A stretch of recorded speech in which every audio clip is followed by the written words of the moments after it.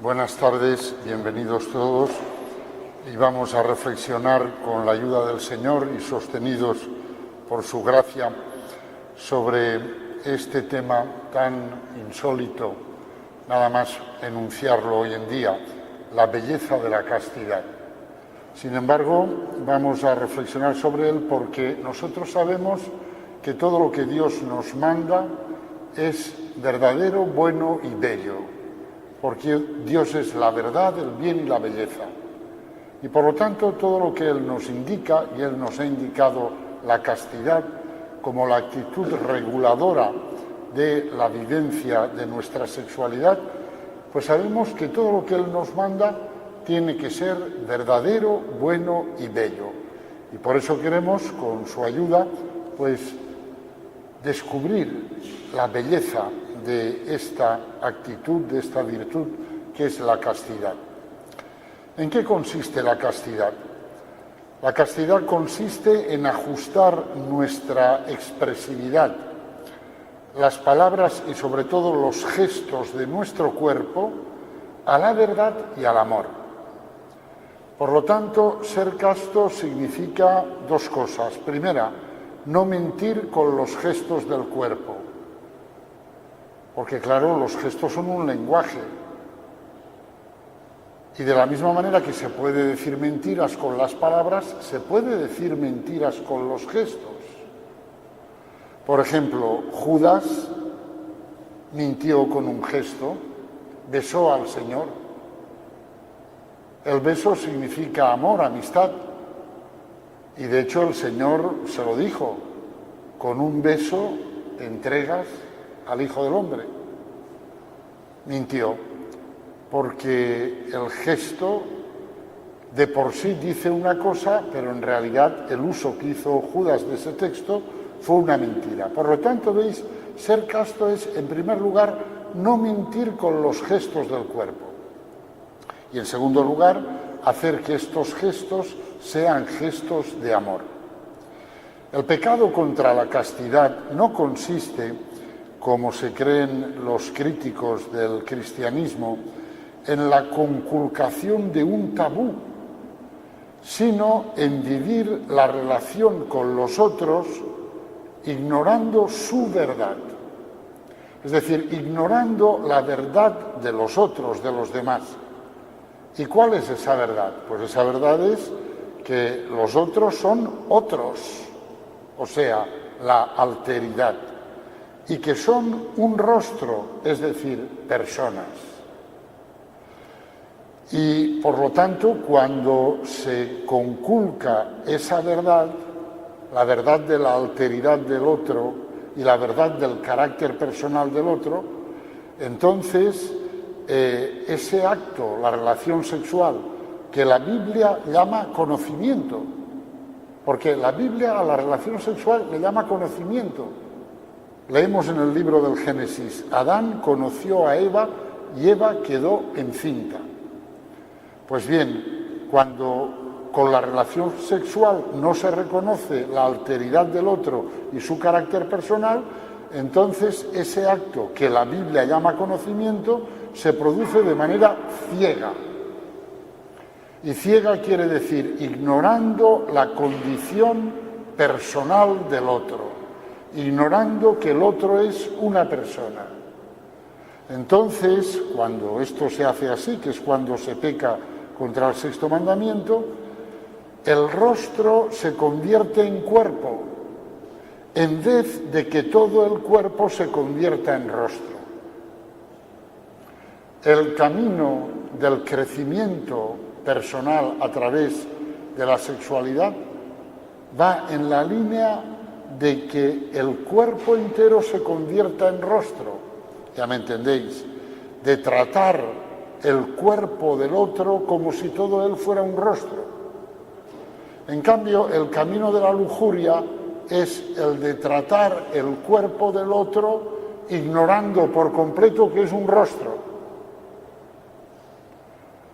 Es decir, que es una persona y tratándolo como un objeto, como un ser que puede dar satisfacción a determinadas necesidades, entre comillas, mías.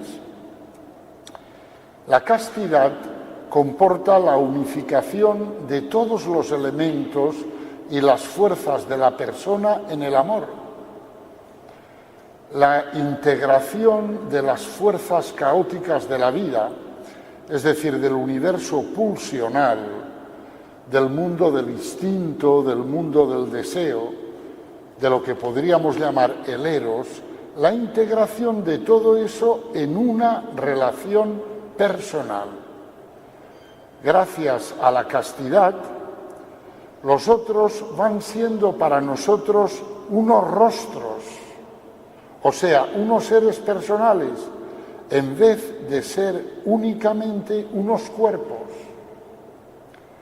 Para la lujuria no le interesa nada el carácter personal del otro. El lujurioso dice, ¡qué cuerpo! Y se queda ahí. No dice, ¡qué persona! Claro, el amor es una relación entre personas, no entre cuerpos, sino entre personas. Y la lujuria impide el amor. La castidad hace posible el verdadero amor, que consiste en hacer alianza con el otro. ¿Qué es amar? En el fondo, si lo pensamos bien, amar es hacer alianza con el otro. Hacer una alianza por la cual le digo al otro que puede contar conmigo. Y yo sé que puedo contar con el otro. Esa alianza recíproca es el amor. Esa alianza puede tener muchas formas. Una forma es la forma matrimonial, conyugal, pero no la única. Alianza de amor es la del marido y la mujer, pero es también la del padre y los hijos, la de los amigos entre sí, la de los hermanos, la de la relación con el sacerdote, la relación con un compañero. Todo eso puede dar lugar a diferentes formas de amor, porque da lugar o puede dar lugar a diferentes formas de alianza. Y cuando yo hago alianza con otra persona, le estoy diciendo que puede contar conmigo en los términos en los que hemos hecho alianza.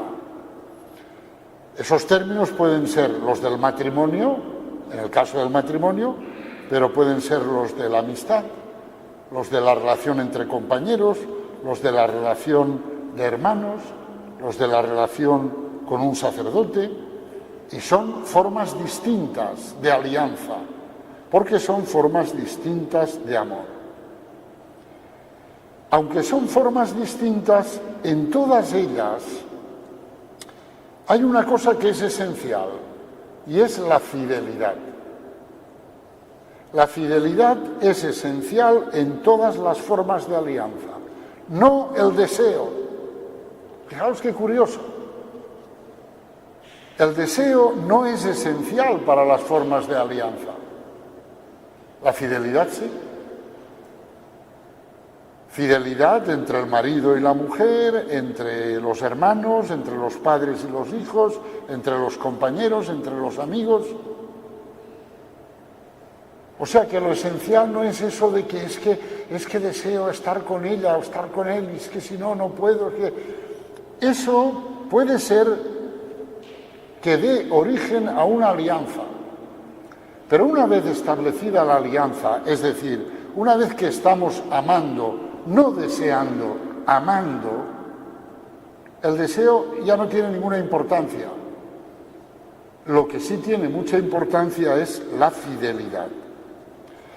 La castidad hace posible el amor, es decir, la alianza, porque circuncida el deseo, obligándolo a la verdad, es decir, a la realidad, y prohibiéndole la posesión del otro, porque el otro no debe ser nunca un objeto poseído, sino un rostro con quien vivo en comunión, una persona con quien mantengo una alianza. Claro, la castidad me obliga a eso, porque la castidad coge mis deseos y dice, alto al carro. Punto primero, ajústate a la realidad. ¿Esa mujer qué es? ¿La esposa de otra persona? Pues no te es lícito tener la mujer de tu hermano, fuera. Así de claro habla la castidad. Y al imponer una ley de realidad y de posesión de la persona, porque el deseo es egoísta. El deseo dice, me gusta, lo quiero para mí. Y la castidad le dice al deseo, ¿qué es eso de para ti? ¿Qué es eso de que tú quieres decir, es mía? Alto, le dice la castidad al deseo. Si acaso harás alianza de amor, alianza, no posesión, alianza.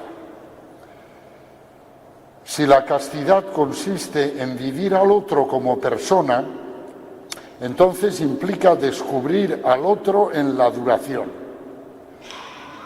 Y descubrirlo en la duración quiere decir descubrirlo como historia que se está haciendo y no únicamente como posibilidad en el juego de la seducción y el instante erótico. Es decir, descubrirlo y vivirlo como persona significa que quiero conocer su historia, que acepto su pasado, que tal vez sea doloroso o tenga episodios dolorosos, que quiero escuchar el relato de su infancia, la confesión de sus equivocaciones, la pena y la alegría de la lenta afirmación de sí mismo. Y hacer todo esto sin ningún tipo de envidia ni de celos. El lujurioso dice, necesito una mujer, pero es mentira. Él no quiere una mujer, él quiere desahogarse. Porque si quisiera una mujer, querría esto, querría escucharla, querría conocer su historia, querría entrar en esa historia, hacer alianza con ella para que esa historia a partir de ese momento fuera la historia de dos. Y la lujuria no quiere nada de esto. La lujuria quiere desahogarse y punto. Comprender al otro en su duración, en su historia, es también aprender a ser paciente, mientras que la pasión, el intercambio de dos fantasías y el contacto de dos epidermis son impacientes por naturaleza. Y en contra de lo que se suele decir, no se trata de que los dos se hagan uno, sino que cada uno se haga dos. Es decir, asuma la vocación del otro que es distinta de la suya. Normalmente se dice, el amor es que los dos se hacen uno. Bueno, está bien, es verdad, pero quizá es una verdad más profunda decir, cuando dos personas se aman, cada uno se hace dos, el mismo y el otro, porque asume la historia del otro, asume la vocación del otro y asume que el otro es y seguirá siendo distinto y diferente de él en el tiempo y en la eternidad, lo cual es una postura muy madura, muy realista. No son sueños adolescenciales, sino que es pisar tierra, porque por más que dos se hagan uno, cada uno sigue siendo cada uno y sigue siendo distinto y diferente del otro y lo seguirá siendo en el tiempo y también en la eternidad. Un corazón casto es un corazón amante, escribe un cartujo. Fíjate, los cartujos allí, solos, en silencio. Y este hombre allí, en la soledad con Dios, se da cuenta de que la castidad está unida al amor. Un corazón casto es un corazón amante. y explica, la castidad es una cualidad del amor. Exactamente, dice él, su transparencia. El amor se hace casto, se hace transparente gracias a la castidad. La castidad es la incandescencia del amor y por eso es bella. Su belleza reside en que nos implanta en la verdad, en el amor y en la luz.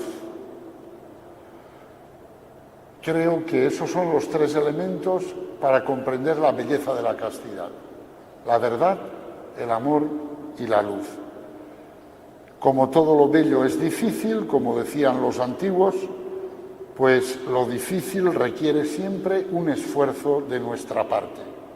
También la castidad, que es bella, requiere un esfuerzo por parte nuestra. Profundicemos, por lo tanto, en la belleza de la castidad, en primer lugar, viendo su relación con la verdad y diciendo, la belleza de la castidad es la belleza de la verdad. La castidad concierne a la expresión corporal del amor. Su verdad depende de la verdad del cuerpo, de mi cuerpo y del cuerpo de los demás, de la verdad de lo que es mi cuerpo y de la verdad de lo que es el cuerpo de los demás. Claro, ¿qué es el cuerpo en el ser del hombre? El cuerpo es un mero instrumento extrínseco al ser personal del hombre. Como si dijéramos, el cuerpo es una especie de vehículo, de coche que yo tengo, pero que no soy yo. ¿O el cuerpo es más bien la expresión ante los otros y ante el mundo de mi ser personal? Evidentemente es esto segundo. El cuerpo humano soy yo hecho carne. Si alguien pasa por el lado de mi coche que está aparcado en la calle y con una llave le hace raya al coche, yo le diré, ¿por qué has hecho eso a mi coche? Pero si pasa por mi lado y con una navaja me raya a mí, no le diré, ¿por qué has hecho esto a mi cuerpo? Sino, ¿por qué me haces esto a mí? Porque mi cuerpo soy yo. Y este es un punto muy fundamental, porque detrás de los desórdenes sexuales de muchos jóvenes está la idea, que no sé yo quién se la ha inculcado, de que, bueno, al fin y al cabo, lo que haces con tu cuerpo, pues, es con tu cuerpo, pero no es algo que te afecta a ti. Después te duchas y ya está. No, perdona, no. Te duchas y no está. Porque tu cuerpo eres tú. Y el cuerpo del otro es el otro. Y por lo tanto, lo que tú haces con tu cuerpo y con el cuerpo del otro es algo que haces contigo y con él, con su ser personal. Esto es importantísimo porque, claro, de lo contrario, la castidad no tendría ningún sentido. El cuerpo es la manifestación de la persona. La Biblia expresa esta verdad hablando del hombre como carne animada o como alma viviente, lo cual quiere decir, el hombre no tiene un alma, sino que es un alma viviente, es un alma corporal. El hombre no posee una carne, sino que es una carne animada por un alma. Y por lo tanto, que no separe el hombre lo que Dios ha unido. Dios en el ser del hombre ha unido el cuerpo y el alma, pues no lo separes tú ahora. No digas, esto es mi cuerpo, pero mi alma, o como se ve a veces en algunas películas, ¿no?, que se dice, yo no estaba allí. ¿Cómo que tú no estabas allí? ¿No es ese tu cuerpo? Pues si tu cuerpo está allí, tú estás allí. Porque tu cuerpo no es algo extrínseco a ti. Eres tú mismo. en tu expresión corporal, pero tú mismo. La castidad es la calidad en la expresión corporal del amor. Y la calidad consiste en garantizar la presencia personal en los gestos y actos de amor. Es decir, la calidad consiste en que si mi mano te acaricia, te acaricio yo, entero. Por lo tanto, con mi cuerpo y con mi alma, con mi libertad, con mi decisión, con mi voluntad, yo entero. Estoy entero en mis gestos. Esa es la calidad del gesto. Y eso es lo que da la castidad. Da calidad en los gestos, no automatismos ciegos, de que es que te veo y se me va la mano. ¿Qué quiere decir eso de que se me va la mano? ¿Estás tú entero en tus gestos o no? Si estás tú entero, tus gestos son castos, porque no mienten. Si tus gestos están robotizados, entonces ya vamos por el mal camino. Por lo tanto, se trata de que mis gestos y mis actos no mientan, que sean en verdad portadores de mi presencia personal, que yo esté implicado de verdad en ellos, sin mentira alguna, sin ninguna restricción mental por la cual sustraería algo del significado del gesto que retendría para mí sin dárselo de verdad al otro. Eso es mentir con los gestos, porque el gesto dice una cosa, pero yo interiormente digo, no, tanto no. Eso es mentir. La castidad de Jesús era así. Era la presencia personal de toda su persona en todas sus palabras, sus gestos y sus actos, en todo lo que él hacía y en todo lo que él permitía a los demás que le hicieran. Él estaba siempre entero en todo.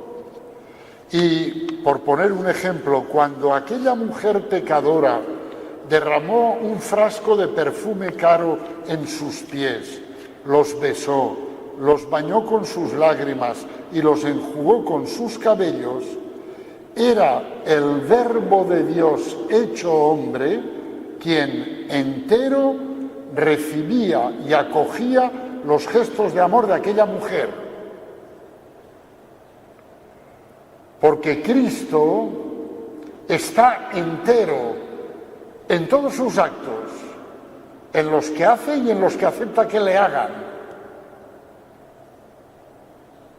Por lo tanto, aquella mujer no besó los pies de Cristo como si besara, diríamos, una cosa de Cristo, pero que no tiene nada que ver con él. No. Besó a la segunda persona de la Santísima Trinidad, hecha hombre, en sus pies.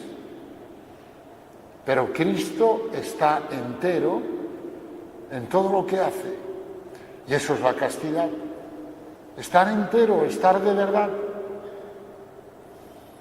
A lo mejor algunos pensáis, pues eso es difícil. Sí, es difícil. Pero ya hemos dicho que todo lo bello es difícil. La lujuria, por el contrario, es siempre una sustracción de la presencia personal. Entonces el cuerpo queda reducido a ser el soporte de unas sensaciones que se experimentan, solo sensaciones sin presencia personal. Solo sensaciones, pero sin presencia personal. Me da lo mismo que sea uno que sea otro, con tal de tener las sensaciones. ¿Veis? Eso es la lujuria. Eso es la lujuria. El cine y la literatura de hoy en día exaltan a menudo esas sensaciones por sí mismas, ponderando su intensidad y soslayando el hecho decisivo de si son o no son portadoras del ser personal, expresión de la ternura que nace de una alianza de amor. Eso se deja de lado y se pondera en muchas películas y en muchas novelas, pues se pondera la intensidad de unas sensaciones. Pero claro, si nos metemos por ese camino tiene una lógica. La lógica de la lujuria está centrada en las sensaciones y por lo tanto conduce a la introducción de todo tipo de estímulos que aumenten las sensaciones. Por ese camino podemos llegar a la droga y a toda clase de perversiones que en las revistas aparentemente inocentes que dejáis leer a vuestras hijas convencidas de que no tienen ningún peligro, leed los consultorios, consultorio amoroso, sexológico, leed los consultorios y veréis. En esas revistas que yo leo en las salas de espera de los dentistas, por eso las revistas que están en las salas de espera de todo el mundo, ¿no? Revistas que parecen inocentes, de moda, de glamour, de tal, de cual, ¿no? En esas revistas buscad los consultorios y veréis. Allí se está inculcando a todo el que lo lea, porque se habla de ello como la cosa más normal, que la sexualidad es un instrumento para obtener sensaciones y que para obtener sensaciones, pues esto puede ser interesante, lo otro también puede ser interesante, lo de más allá puede ser útil. Normalmente nunca se habla de encuentro de dos corazones, de encuentro de dos personas, de presencia personal, de alianza de amor. No, sensaciones. Oiga, por ese camino muchos han llegado a la droga, porque la droga intensifica mucho las sensaciones. Entonces, ¿qué queremos? ¿Vivir sensaciones o disfrutar de un encuentro personal? Este es el punto. Y ese es el punto que separa la lujuria, a la cual solo le interesan las sensaciones, de la castidad, a la cual solo le interesa el amor, el encuentro de los corazones, de los rostros. Dice la Sagrada Escritura que Adán y Eva, antes de pecar, estaban desnudos y no sentían vergüenza. ¿Sabéis por qué? Porque veían todo el cuerpo como rostro. Es decir, miraban el cuerpo del otro y veían al otro. Y sigue diciendo la Sagrada Escritura que después de pecar sintieron la necesidad de cubrirse. Dice el Génesis, vieron que estaban desnudos. Esa expresión es dramática, porque en realidad lo que esa expresión quiere decir es: ya no fueron capaces de verse en su desnudez, de verse, es decir, de ver a la persona en su desnudez. Ya no fueron capaces de ver el cuerpo del otro como rostro, como expresión del otro, sino que a partir de ahí empezaron a objetivar el cuerpo, a medirlo, a considerarlo con categorías estéticas, a decir, le falta, le sobra. ¿Le falta, le sobra a la persona? ¿Qué quiere decir eso? Quiere decir, ya no sabemos mirar nuestro cuerpo como expresión del ser personal. Por lo tanto, vieron que estaban desnudos, quiere decir, ya no se vieron, ya no fueron capaces de verse. O sea, expresa una miseria inmensa, la miseria producida por el pecado. A partir de ahí, pues habrá guapas, feas, de esta manera, de esta otra manera, etcétera, tal, categorías supuestamente estéticas que lo que expresan es la incapacidad para verse como personas. Y eso es verdaderamente triste. El pecado hizo que Adán y Eva perdieran la luz celestial que les envolvía y que les permitía verse el uno al otro como seres personales en la total desnudez. Pero ahora esa luz ha desaparecido y ya no son capaces de verse como personas, como rostros, como libertades suscitadas por Dios y llamadas a la comunión y al amor. Ahora, como consecuencia del pecado, ha surgido una mirada objetivadora que cosifica al otro y lo hace aparecer como un objeto que puede saciar algún deseo mío.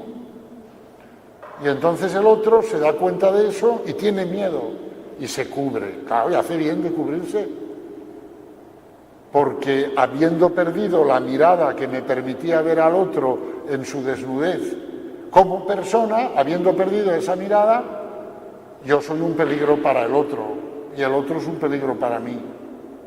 Puede serlo, a no ser que recuperemos esa mirada anterior al pecado, que es, por cierto, lo que el Espíritu Santo quiere hacer con nosotros, y lo hace cuando somos castos. La castidad nos devuelve la mirada anterior al pecado. Ver al otro como lo que es, ver el cuerpo del otro como lo que es. ¿Y qué es el cuerpo del otro? Tal como nos explica San Pablo, el cuerpo es templo del Espíritu Santo.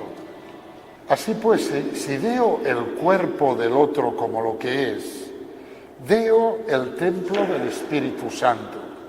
Y si estoy viendo un templo, tengo el deber de honrarlo y de glorificar a Dios con nuestro cuerpo, como dice San Pablo en la primera carta a los Corintios. Glorificad a Dios en vuestro cuerpo. De ahí que el cuerpo del hombre no deba ser tratado de cualquier manera. Que cada uno de vosotros sepa utilizar su cuerpo con santidad y honor, y no dominado por la pasión, como hacen los paganos que no conocen a Dios, dice San Pablo en la primera carta a los tesalonicenses. Por lo tanto, utilizad vuestro cuerpo como lo que es un templo, por lo tanto, con santidad y honor, y no dominado por la pasión, como hacen pues quienes no conocen a Dios. La manera de tratar el cuerpo, tanto el cuerpo propio como el cuerpo de los demás, es la manera de tratar a la persona humana, que es el ser más amado por Dios. Por lo tanto, es el único ser que Dios ha querido por sí mismo. Dios no ha querido las ballenas por sí mismas.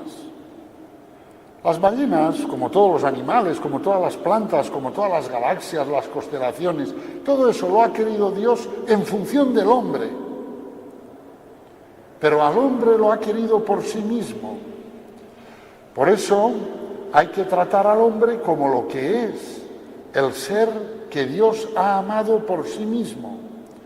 Sigue diciendo San Pablo, no os engañéis, ni los impuros, ni los idólatras, ni los adúlteros, ni los afeminados, ni las gentes de costumbres infames, ni los ladrones, ni los avaros, ni los borrachos, ni los ultrajadores, ni los rapaces heredarán el reino de Dios. O sea, no se puede entrar en el reino de Dios de cualquier manera. El reino de Dios no es café para todos. No, café para todos no. Para entrar en el reino de Dios hay que dejar algunas cosas y hay que tomar otras. Hay que dejar todas estas. Sigue diciendo San Pablo, pues el cuerpo no es para la fornicación, sino para el Señor, y el Señor para el cuerpo. Por lo tanto, cuando yo veo mi cuerpo o el cuerpo de los demás, yo tengo que pensar que ese cuerpo está llamado a vivir un misterio nupcial con el Señor, con Cristo. que el cuerpo es para el Señor y el Señor para el cuerpo. El cuerpo del hombre es el lugar del misterio nupcial por el que Dios busca al hombre como un joven enamorado a su joven esposa, tal como dijo Isaías: la alegría que el marido encuentra con su esposa la encontrará tu Dios contigo. En consecuencia, el cuerpo debe ser honrado como corresponde a lo que es en su verdad más profunda, templo del Espíritu Santo, que es el amor subsistente de Dios. Para entrar en el templo sin profanarlo, hay que entrar en el nombre del Señor. Por eso, las relaciones sexuales no están permitidas fuera del matrimonio. Solo cuando el mismo Cristo en persona nos entrega el uno al otro como marido y mujer, es cuando podremos entrar el uno en el otro sin profanar el templo que somos. Porque mi cuerpo es un templo, tu cuerpo es un templo, el dueño del templo es Cristo, es Dios. Pues solo cuando Cristo nos entregue a ti y a mí como marido y mujer en el matrimonio, entonces y solo entonces podremos entrar el uno en el otro sin que sea una profanación. Pero antes es una profanación. Es que estamos los dos de acuerdo. Sí, pero es que no sois vuestros. Sois de otro, sois de Cristo. ¿Le habéis preguntado a vuestro dueño si está de acuerdo? Él estará de acuerdo cuando os entregue el uno al otro en el sacramento del matrimonio. Hasta ese momento no está de acuerdo. Por lo tanto, veis, vivir el cuerpo según su verdad más profunda es vivir el cuerpo como un templo. Obviamente esto es un gran misterio. Es un gran misterio que solo se vislumbra desde la fe cristiana. Eso es verdad. Cuando uno conoce otras culturas, estoy pensando por ejemplo ahora en la cultura japonesa, los japoneses, como cultura en general, es una cultura ajena al cristianismo. Pues claro, ellos la visión del cuerpo que tienen no es la de un templo habitado por la divinidad, es otra cosa. Quien no conoce a Cristo, quien no tiene una fe viva, no puede ver el cuerpo como un templo. Normalmente verá el cuerpo pues como un equilibrio energético, lo considerará como un sistema energético y jugará con esas energías y calculará la aproximación a otro cuerpo en términos energéticos, pero no en términos de un templo. Porque esto es un gran misterio que solo se conoce desde la fe. Por eso yo también os digo una cosa: quienes no son cristianos no pueden vivir la moral sexual cristiana. Es imposible que la vivan. Es imposible, porque no pueden ver el cuerpo como un templo. Y en ese sentido, pues como por desgracia muchas personas o no tienen fe, o la tienen muy aletargada, muy dormida, para nada formada, pues en el terreno sexual viven como viven. Pero es que, claro, si no tienen fe, ¿cómo van a sospechar, ni siquiera sospechar, que su cuerpo y el cuerpo de los demás es un templo y que no se pertenecen, sino que pertenecen a Dios? Este es un gran misterio, como dice San Pablo en la carta a los Efesios. Es un gran misterio que se refiere, dice San Pablo, al misterio de Cristo y de su Iglesia. Para nosotros, cristianos, la sexualidad es un signo del misterio del amor nupcial que hay entre Cristo y su Iglesia. Pero eso solo lo podemos ver Quienes somos cristianos, por la gracia de Dios. Quienes no son cristianos, es imposible que lo vean. ¿Veis? Pues por lo tanto, primer elemento, la belleza de la castidad es la belleza de la verdad. Es vivir el cuerpo y los gestos del cuerpo como expresión de la verdad más profunda del cuerpo, que es templo del Espíritu Santo. Segundo elemento, la belleza de la castidad es la belleza del amor.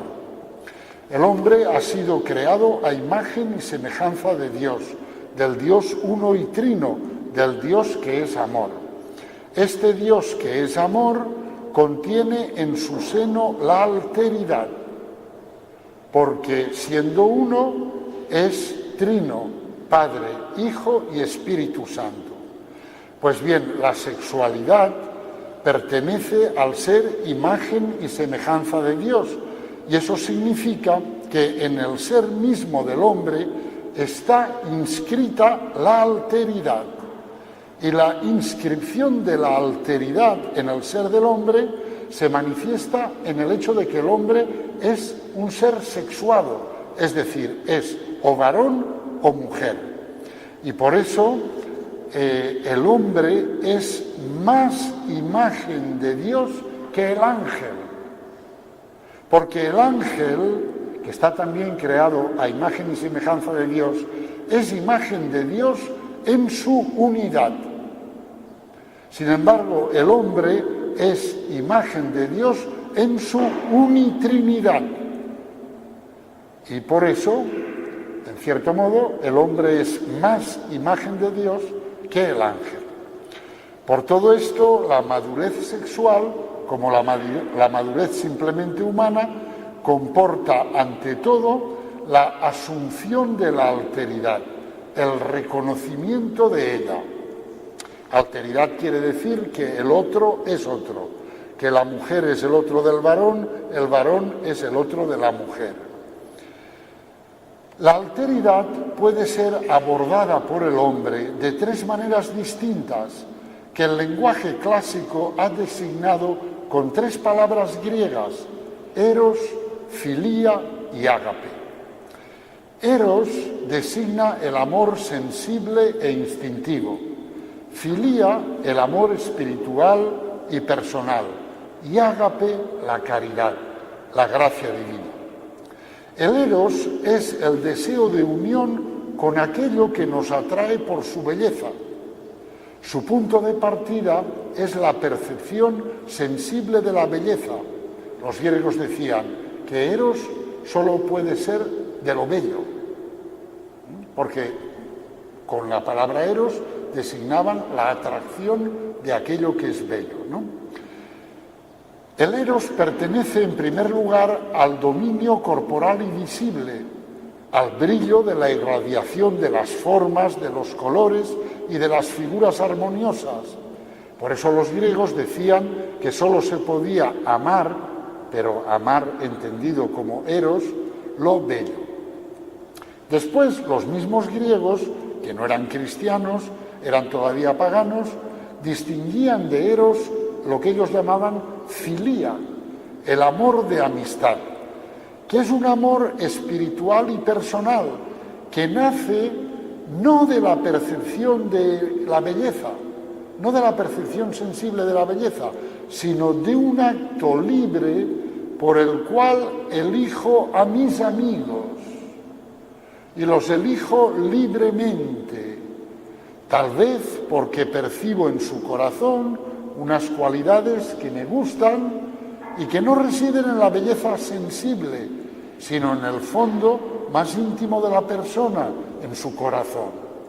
Y ahí entramos en otro orden de cosas, el orden de la amistad y del amor de amistad. Finalmente, el cristianismo, cuando tuvo que expresar la novedad del amor que hemos conocido en Cristo Jesús, pues vio que ninguna de las dos palabras servía, ni eros ni filía.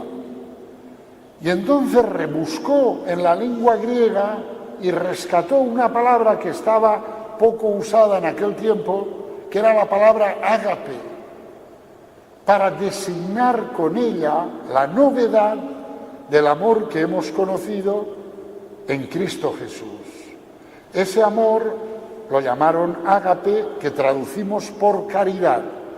Es un amor que viene directamente de Dios y es el único amor completamente gratuito, fruto de una libertad perfecta, la libertad de Dios, el cual no nos ama porque nos mira y siente una atracción sensible, no, para nada, ni tampoco nos ama porque ve unas cualidades en nosotros y dice, mira qué cualidades más bonitas, aunque no sean sensibles, pero qué cualidades más espirituales. No, sino que es, como explica San Bernardo, el amor que ama por amar. Dios, dice San Bernardo, ama porque ama por amar. Él no se siente atraído por ninguna cualidad nuestra, ni física ni espiritual, sino que Él se da en pura gratuidad. Se da porque se nos quiere dar. Su amistad es, en primer lugar, unilateral, de Él hacia nosotros. No depende de las cualidades que ve en nosotros. Más bien hay que decir que dándonos su amistad, suscita en nosotros esas cualidades. La caridad purifica nuestros amores de eros o de filía, haciéndolos más transparentes y más desinteresados. Dice un autor que tiene un librito muy interesante, se llama Los Cuatro Amores. El autor es un cristiano, bueno, ya murió, un cristiano de confesión anglicana, un profesor de Oxford, y es un librito muy interesante, Los Cuatro Amores. Y allí una de las cosas que explica es que los amores sensibles y los amores de amistad, si nos duran mucho tiempo, dice él, es porque en ellos ha entrado algo de caridad. Y eso es una gran verdad. Porque si no, no hay amor sensible que 100 años dure, ni amor de amistad que 100 años dure. Ahora, si entra la caridad que todo lo cree, que todo lo espera, que lo soporta todo, que no toma en cuenta el mal, que no pasa nunca, entonces sí. Por eso no tengáis ninguna duda, yo no la tengo, Yo cuando veo una persona o unas personas que hay que ver son amigos míos desde hace tantos años y no lo dudo lo más mínimo, son personas que tienen caridad. Si no, habrían dejado de ser amigos míos. ¿Quién me aguanta a mí tantos años? Aunque sea como amigo nada más. Es porque tienen caridad. No os creáis que es por la gracia de vuestro encanto. No, hombre, no. Eso pudo ser al principio, pero si hasta en el matrimonio, al final, si no hay caridad, pues ya la gracia del encanto, ya me dirás la gracia del encanto. Es decir, la caridad purifica nuestros amores eróticos y nuestros amores de amistad. Purifica el eros y la filía. Y les da una consistencia que por sí mismos no tendrían. Porque la caridad nos hace incluso amar a nuestros enemigos. Y eso ya está por encima de todos los esquemas, digamos, atendibles desde un punto de vista humano. La castidad va surgiendo en nosotros a medida que nuestros amores de deseo, eros, y de amistad, filía, van siendo impregnados y transfigurados por el amor de caridad. Y eso comporta una purificación de nuestra afectividad, que va pasando de ser egocéntrica, porque la afectividad es egocéntrica, no nos engañemos, la afectividad es egocéntrica. Y solo si la caridad la va purificando, pues entonces va pasando de un amor narcisista y egocéntrico a un amor de don de uno mismo al otro y a Dios. Eso es obra de la caridad. Y la castidad es esta calidad del amor. El proceso de maduración sexual consiste fundamentalmente en desarrollar la capacidad de acoger al otro en cuanto otro en la propia vida. Porque la pulsión sexual se presenta en la vida del hombre como una subida energética, como una tensión que busca una salida para descargarse. Y la pulsión sexual, en cuanto a pulsión sexual, lo único que quiere es descargarse, como se ve en la sexualidad infantil. El bebé no tiene en cuenta la realidad del otro en cuanto otro, sino que la sexualidad en el bebé es fantasiosa y quimérica, y en ella el otro solo es el pretexto para descargar la propia tensión, sin que el niño busque reconocer al otro en cuanto otro y establecer una relación con él que sea aceptable para ambos. Eso el bebé lo desconoce por completo. El bebé es esencialmente egoísta. Eso ya lo sabemos todos, o por lo menos todos los que habéis tenido o hemos visto de cerca a bebés, ¿no?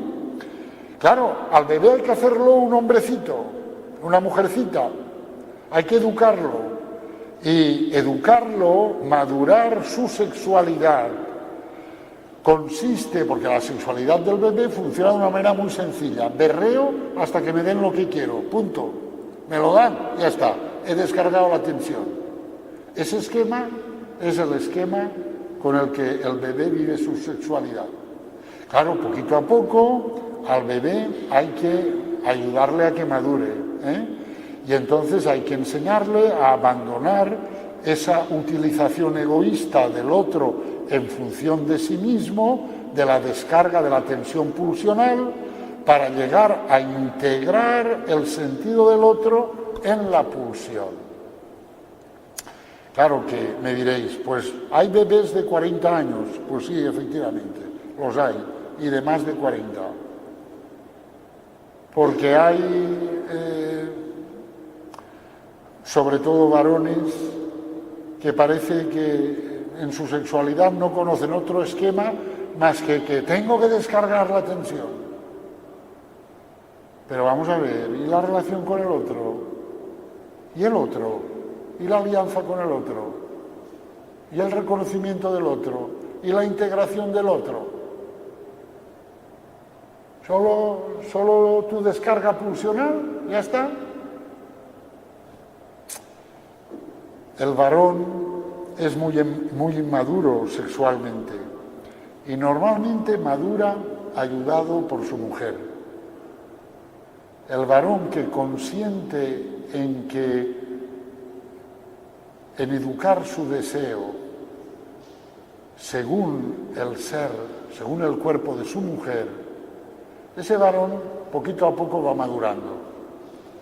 Pero si no, de entrada, la mayoría de los varones, pues unos bebés prolongados en el tiempo, o sea, una pulsión egoísta que busca descargarse y nada más. Claro, madurar, ¿qué es? Madurar es meter en esa pulsión la presencia del otro, las exigencias del otro, los deseos del otro. Introducir, aceptar esa presencia y construir con ella una alianza de amor. Y todo eso requiere tiempo, y requiere sobre tiempo, esfuerzo y la voluntad de hacerlo. Y finalmente, porque hemos dicho, la belleza de la castidad es la belleza de la verdad, la belleza del amor. Amor es reconocer la alteridad del otro, inscribir esa alteridad en la propia vida, etcétera, hacer alianza con ella. Y finalmente, digamos, para terminar, la belleza de la castidad es luz, o la castidad es luz. La castidad ajusta nuestra mirada y nuestro deseo a la luz que había en la mirada de Adán y Eva antes del pecado. Suprime en nosotros todas las escorias que el pecado ha dejado en nosotros y que enturbian nuestra mirada. Y lo hace allí, precisamente, donde el deseo es más fuerte, más arcaico, más primitivo, más cercano al mundo animal, porque no hemos de olvidar que la sexualidad la tenemos en común con el reino animal. Claro que nuestra sexualidad es una sexualidad humana, debe ser humana, ¿eh? Por eso hay que educarla, por eso hay que inscribirla en la verdad y en el amor, ¿eh? Pero claro, la pulsión sexual prolonga en nosotros, digamos, el mundo animal, ¿no?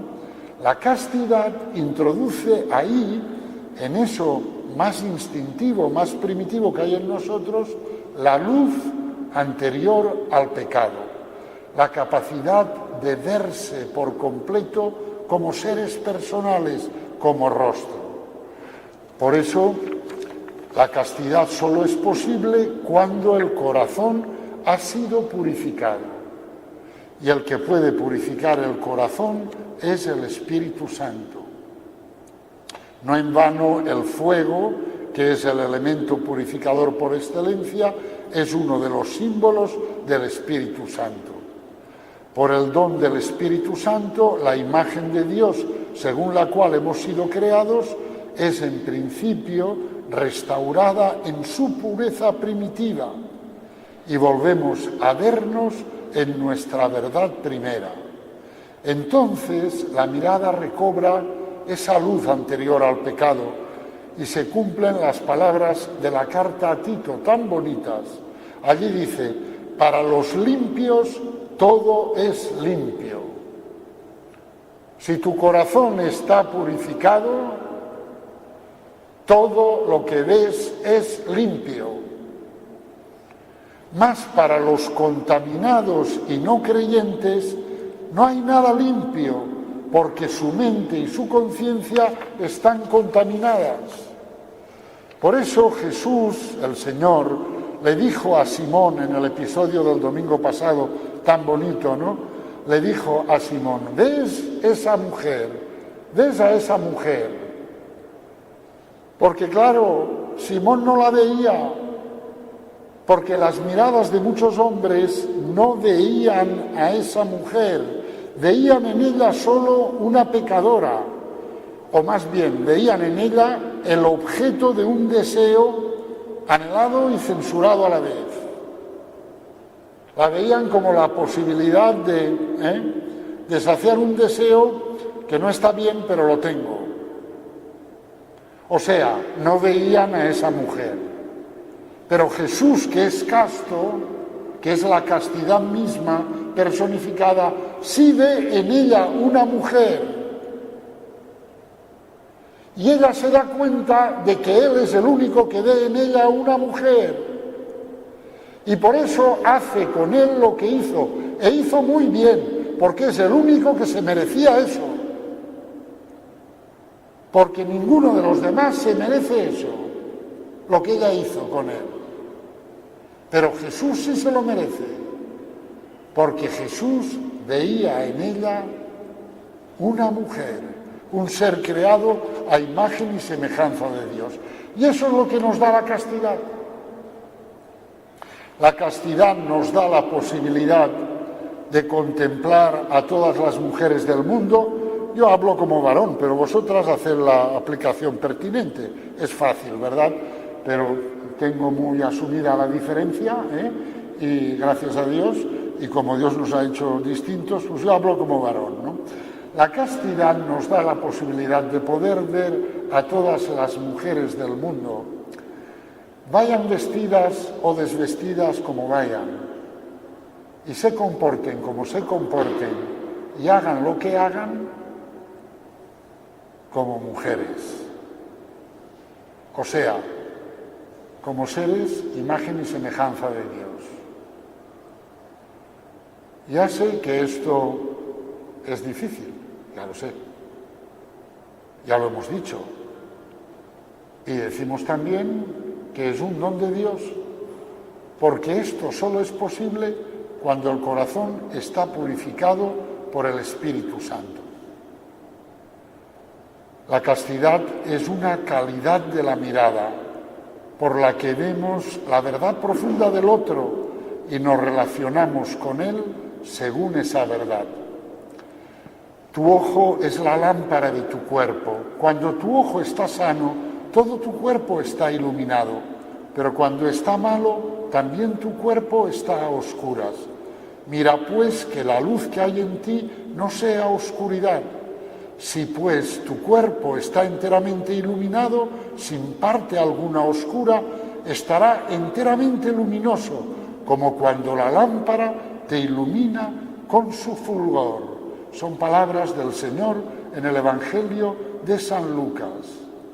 Es impresionante, y este es el don que nos da la castidad, que el cuerpo, que es el lugar de la opacidad del hombre, pueda ya en esta vida empezar a ser luminoso. Pues bien, esta maravilla es la maravilla de la castidad. Que el Señor, queridos hermanos, nos la conceda.